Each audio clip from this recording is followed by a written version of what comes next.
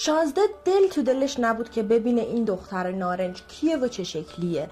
یه چاقو از تو کیفش در آورد و سر نارنج اولی رو برید. یک دختری از توی دل نارنج اومد بیرون که عین هو پنجه آفتاب، لخت و اوریون، ترسون و خجالتی. دختره اومد بیرون و یه نگاهی به شازده کرد و یکم خودشو جمع کرد و نازک نازک گفت آب. شازده که مات و مبهوت زیبایی این دختر شده بود اصلا نشنید چی میگه. دختره دوباره گفت آب. شازده گفت ندارم. دختر گفت غذا. شازده گفت ندارم. دختر گفت لباس. شازده گفت ندارم. دختر که اینا رو شنید جا به جا افتاد و مرد. شازده هی این ور اون ورش کرد، هی بالا پایینش کرد، دید نه، انگاری راستی مرده. نارنج دوم از تو کیسش در آورد و دو پارش کرد. یه دختری اومد بیرون عین هو ماه شب 14. دختر اومد بیرون و یکم خودشو جمع جور کرد و گفتش که آب. شازده گفت ندارم. دختر گفت لباس. شازده گفت ندارم. دختر گفت غذا. شازده گفت ندارم. این دخترم افتاد و مرد.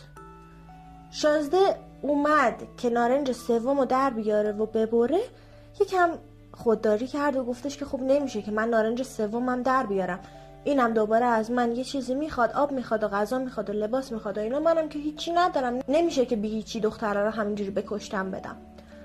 خودشو نگه داشت و نارنج رو تو کیسش گذاشت بمونه و رفت و آب آورد و غذا آورد و لباس آورد و نشست کنار چشمه. ترسون و لرزون نارنج رو از وسط دو نیمه کرد.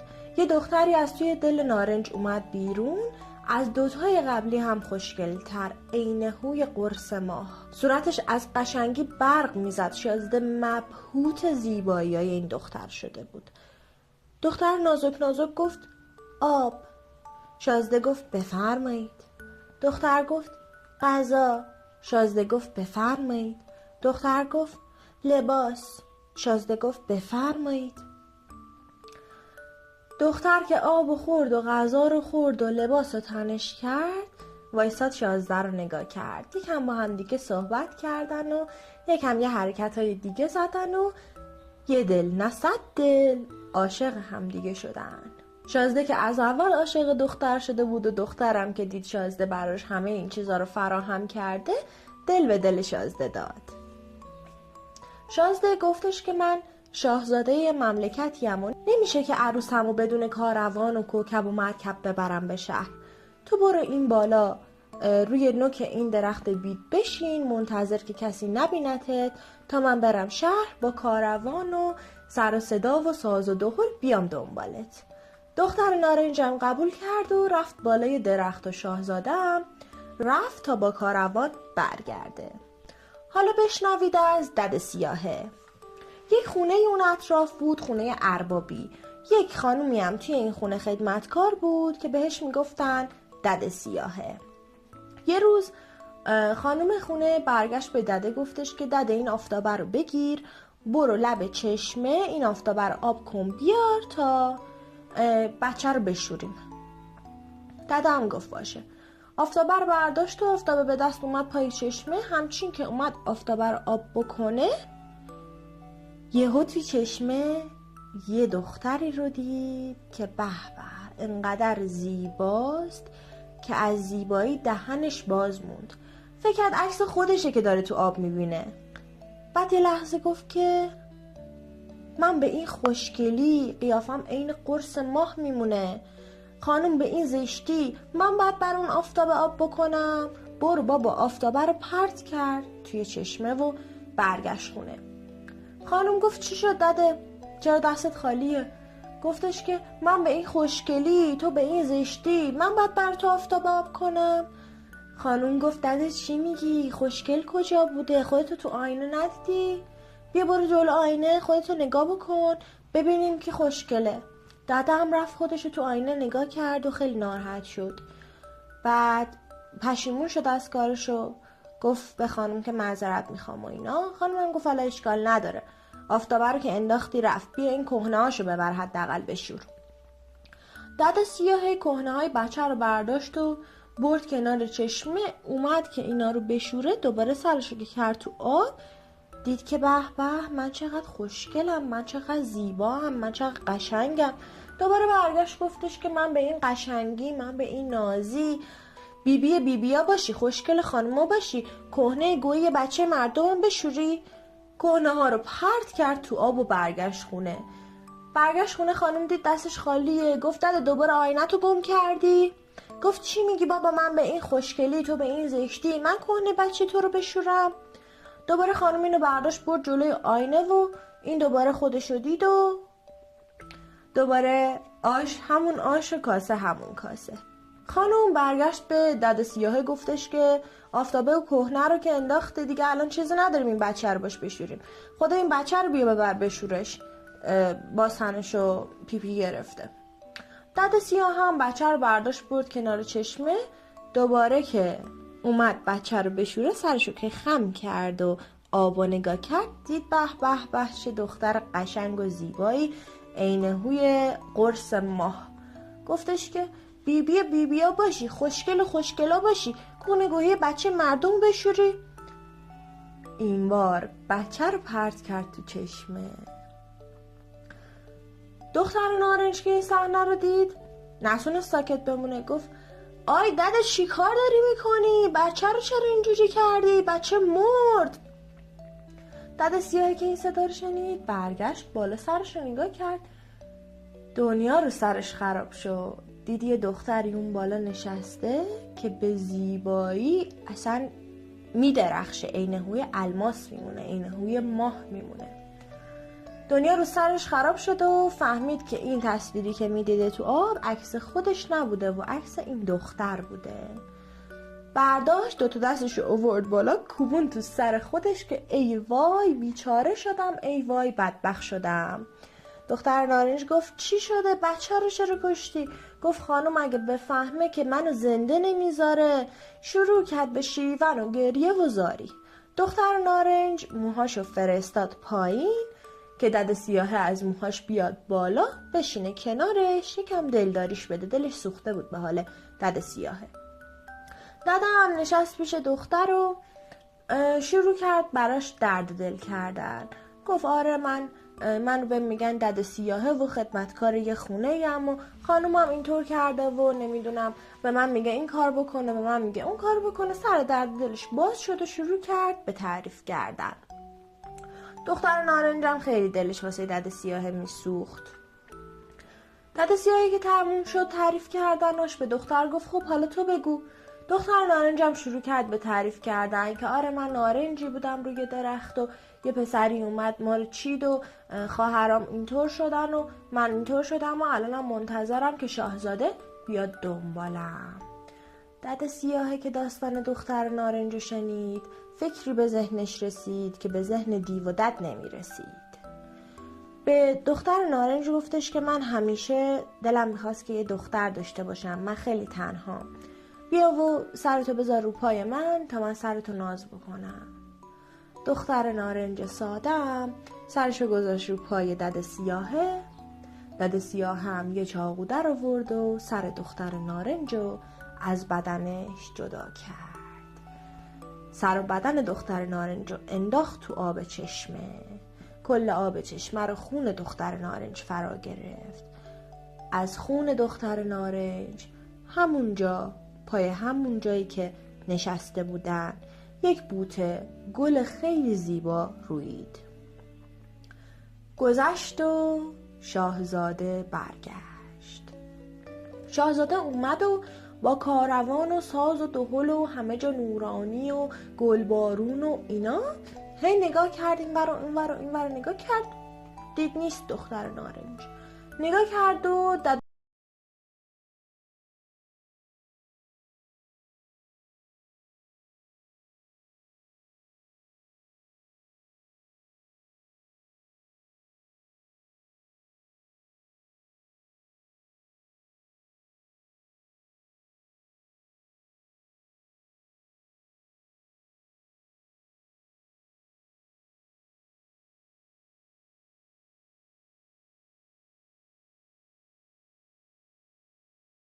شک داشتی؟ شاهزاده اصلا دهنش باز مونده بود، اصلا نمیدونست بعد چی بگه، نمیدونست بعد چی کار بکنه. گفت چرا انقدر سیاه سوخته شدی؟ گفتش که بس که تو آفتاب منتظر تو نشستم. گفت وای چشات چرا از حدقه در اومده؟ گفت بس که چشم به راه تو دوختم. گفت لبات چرا انقدر کلوف شده؟ گفت بس که با این کلاغا درد دل کردم از دوری تو.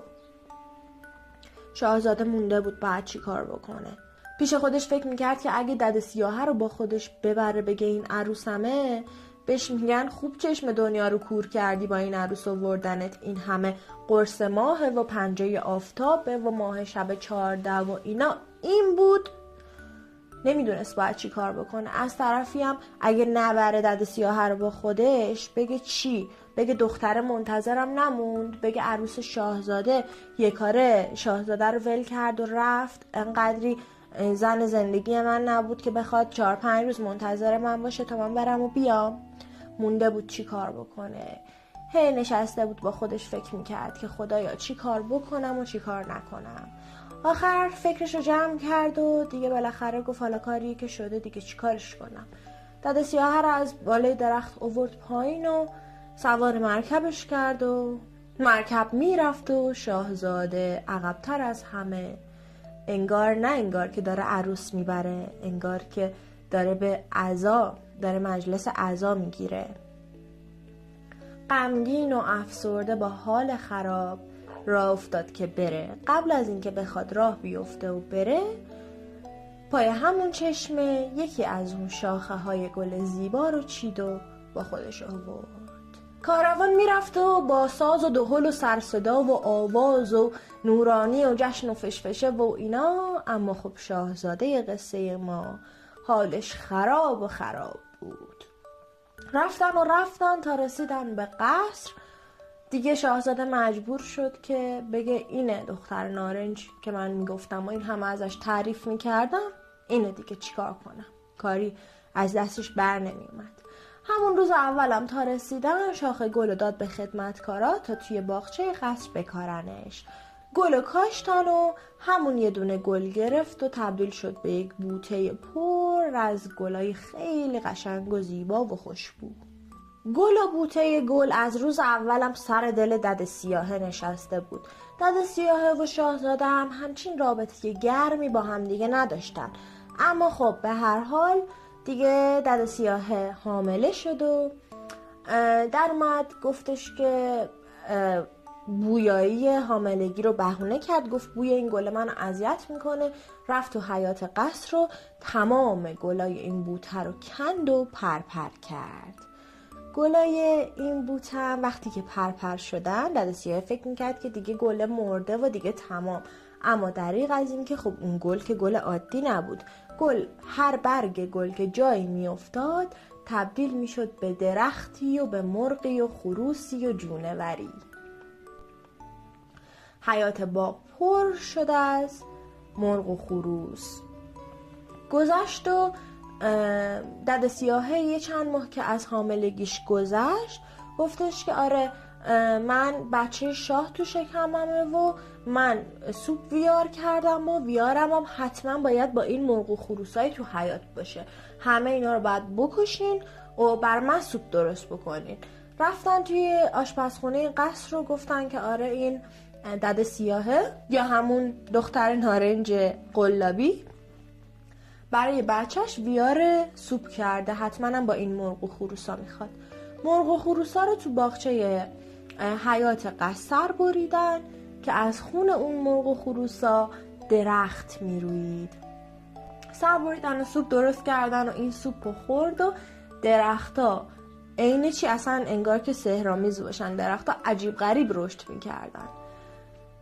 دد سیاه دید که اصلا هیچ جوره انگار از دست اینا خلاص نمیشه، از دست این دختر نارنج خلاص نمیشه. گذشت و بچهش که به دنیا اومد گفتش که بچه من بچه شاهه، باید توی ننو بخوابه، ننوش هم حتما باید از این درختایی توی حیات باشه. درختایی توی حیات رو قطع کردن و باهاش یه دونه ننو درست کردن برای بچه دد سیاهه. دد سیاهه گفتش که بقیه درخت‌ها رو هم باید بسوزونین. بردن بچه رو گذاشتن توی این ننو، یک کار ننو شکست و بچه دد سیاه افتاد و جا به جا تموم کرد. دد سیاه اعصابش به هم ریخت و پاشد ننو رو شکوند و چوبش رو داد بسوزونن و گفت هرچی چوب از این درخت هست باید سوزونده بشه. یه پیرزنی توی قصر کار میکرد که تک و تنها بود. روزا میومد اونجا توی باغ کاخ تمیزکاری میکرد و نظافت میکرد و کار میکرد و اینا. شب هم میرفت خونش واسه خودش استراحت میکرد تک و تنها. دوباره فرداش پا میشد میرفت قصر. یه روز که شنید که دارن چوبای توی کاخ و آتیش میزنن، یه تیکه چوبی دید که خیلی صافه و ترتمیزه و مثلا انگار چوب متفاوته. گفت این چوبه رو بردارم من ببرم یه روز حالا به دردم خورد. چوبه رو برد و گذاشت توی خونش. دیگه بقیه چوبای اونجا رو همه رو آتیش زدن. چند روز گذشت و پیرزن متوجه یک چیز عجیبی شد. پیرزنه که میومد توی قصر کار میکرد، بعدش که برمیگشت میرفت خونه، میدید خونش مرتب شده، ترتمیز شده، غذا رو گازه. تعجب میکرد که خدایا چه داستانیه. دوباره فرداش میشد برمیگشت میدید غذا رو اجاقه و نمیدونم آب از چشمه اومده و همه جا گردگیری شده و تمیز شده و زمین جارو شده و پارو شده و تعجب کرد. هی که گذشت نه آقا این نمیتونه همینجوری بگذرونه، بعد بفهمه داستان چیه. یه روز خودشو زد به مریضی و گفت من امروز نمیام سر کار. خوابید توی رخت خواب و خودشو زد به مریضی و حال خرابی خواب بودن. دید که یه دختری از اون تیکه چوب اومد بیرون، عین هوی پنجه آفتاب، خوشگل و خوش قد و قواره و خوش هیکل و ناز و ماشاءاللهش باشه، عین هوی ماه شب 14. دید که دختر اومد همه جا رو جارو کرد و شروع کرد به غذا پختن و رفت آب آورد از چشمه و همه جا رو ترتمیز کرد و خب حالا چون که این پیرزنه هم مریض شده بود یه سوپی درست کرد و میخواست برگرده بره داخل چوب. یهو پیرزنه لحاف زد کنار، گفت وایسا تو رو خدا وایسا. دختره گفت ننه ولم کن بذار به درد خودم بسوزم، دست از سرما بردار. گفت من که کاری ندارم، اذیتت که نمیخوام بکنم، ببین من تنهام، تو خودت اینجا زندگی کردی دیگه، دیدی من اینجا میام خودم تنها هم میرم تنها هم، هیچکی نمیاد خونم، هیچکی کار به کارم نداره، من انقدر تنها هم، تو بیا دختر من باش دیگه، نرو داخل این چوبه، بیا با هم زندگی کنیم. دختر نارنجم گفت باش اوکی بر من فرق نمیکنه. گذشت دختر نارنج شد دختر پیرزنی که توی قصر کار میکرد. روزاشون هم اینجوری میگذشت که پیرزن میرفت توی قصر کار میکرد، دختر نارنج هم همه کارهای خونه رو میکرد. بعدش هم که پیرزن شب برمیگشت خونه میشستن با هم دیگه صحبت میکردن، درد دل میکردن. دختر نارنج برای پیرزن آواز میخوند، براش قصه تعریف میکرد و بالاخره این شکلی زندگیشون رو سپری میکردن تا اینکه یه روز یه بیماری افتاد به جون اسبای پادشاه. تمام اسبا یکی یکی داشتن میمردن، همشون لاجون شده بودن. خلاصه که اومدن و جار زدن تو شهر که هر کسی که میتونه از اسبا مراقبت بکنه بیاد یه دونه اسب برداره بره مراقبت بکنه ازشو. اگر اسب حالش خوب شد و تونست این از اسب مراقبت کنه، بیاد اسب رو تحویل بده به قصر و پاداششو بگیره. پیرزن هم داشت برای دختر نارنج تعریف میکرد که آره اینجوری گفتن و اینا. دخترم گفت خب تو هم یکی از اسبا رو بیار. گفت ای ننه ما آخه اسب چجوری میتونیم نگهداری بکنیم؟ حالا مگه ما استبل داریم، یه دونه خونه داریم دیگه، مگه چیکار میتونیم بکنیم؟ گفت تو بیار ما یه کاریش میکنیم، تو همین حیات خونمون براش چیز علوفه و کاهیونجه و نمیدونم اینطور چیزا میکاریم و ازش مراقبت میکنیم. گفت خب باش. پیرزنه هم رفت قصر رو، اینا هم دیدن این پیرزنه میخواد اسبو ببره، گشتن ضعیفترین و لاغرترین اسبی که هیچ کس حاضر نشده بود ببرتشو دادن به پیرزن، گفتن بیا. پیرزن هم اسبو برد و دختر نارنج شروع کرد رسیدگی کردن به این اسب. اسب اصلا یک چیز عجیب غریبی شده بود، یک اسب پربار خوشگل نمیدونم توپل مپلی چارشونه عضلانی خفن. چند وقت بعدش آدمای شاه رفتن تو شهر گشتن و که بخوان اسبا رو جمع آوری بکنن. دم خونه هر کی که میرفتن طرف میگفت اسب مرده. هر جا میرفتن همه اسبا مرده بودن، یه دونه اسب زنده نمونده بود. رفتن در خونه پیرزنه، خب پیش خودشون مطمئن بودن، گفتن ما با اون اسبا که سر حال بودن مردن دیگه، چه برسه به این اسب داغونی که ما به این بنده خدا دادیم، اینم مرده دیگه. حالا دیگه وظیفه‌شون بود. رفتن در خونه پیرزنه و گفتن اسبه کجاست؟ پیرزنم گفت اینها این اسبه. اینام همه شوک شدن، گفتن مگه میشه همچین چیزی؟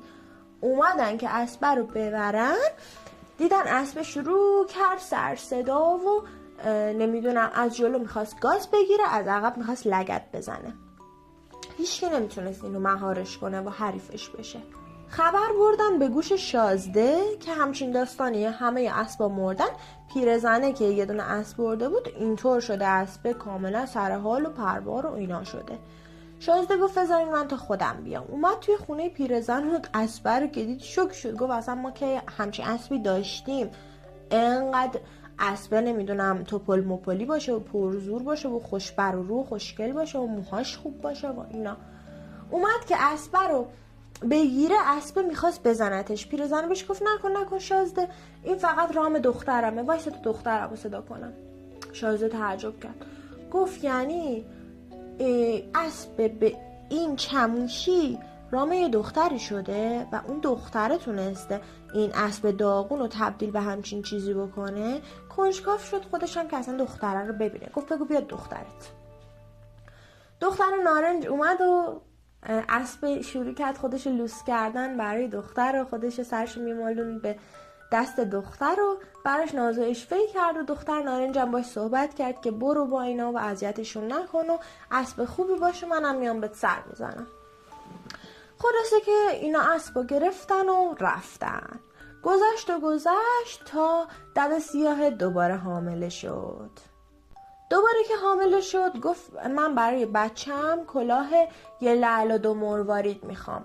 دوباره آدمای شاه افتادن توی شهر که آره شهبانو حامله شده و برای بچهش کلاه یه لعل و 2 مروارید میخواد و هر کی بلده بدوزه بیاد اعلام بکنه.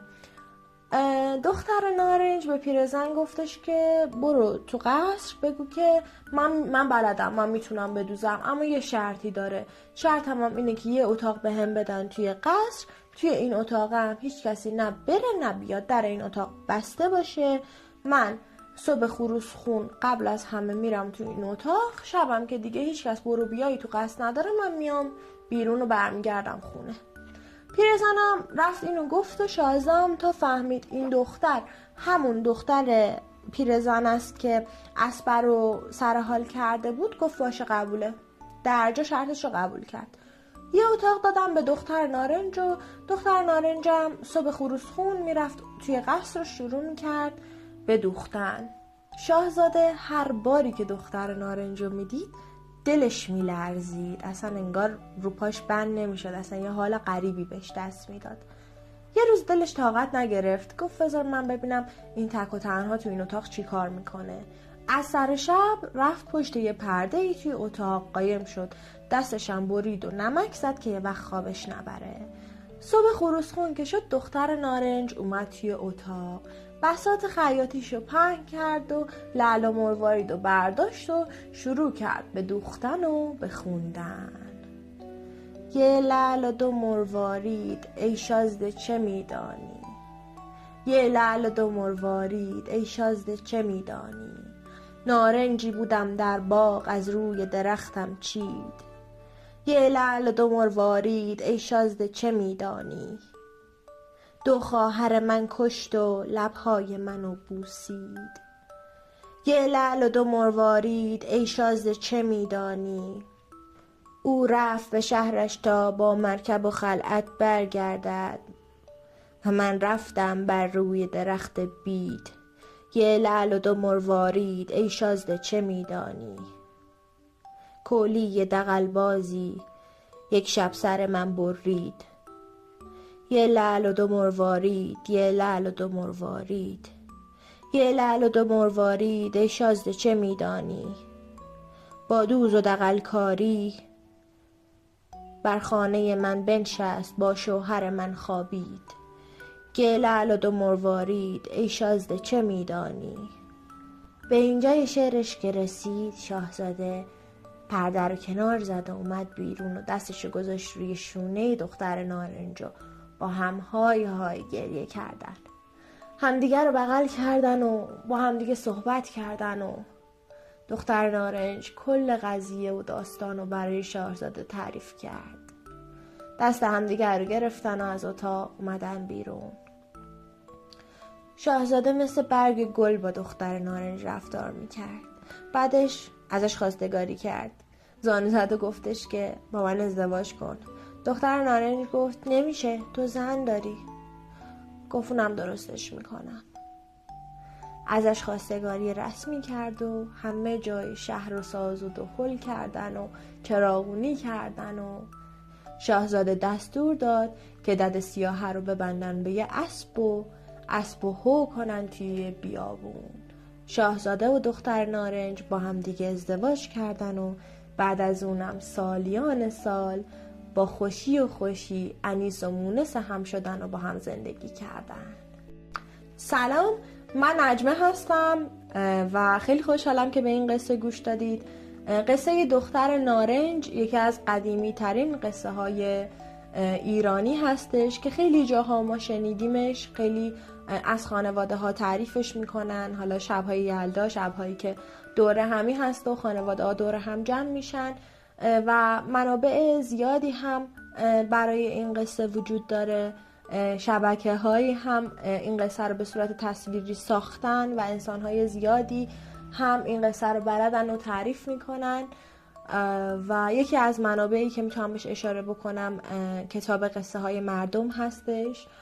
اما اصلی ترین منبعی که برای گفتن این قصه تعریف کردم پادکست چیروک هستش که جناب آقای روزبه استیفایی این قصه ها رو تعریف میکنن. از همینجا از جناب استیفایی تشکر میکنم و اگر که نظری دارین در مورد قصه، در مورد من، در مورد اجرا، در مورد هر چیزی، خیلی خوشحال میشم که نظرتون رو بدونم و امیدوارم دوست داشته باشید و تا قصه بعدی خداحافظ.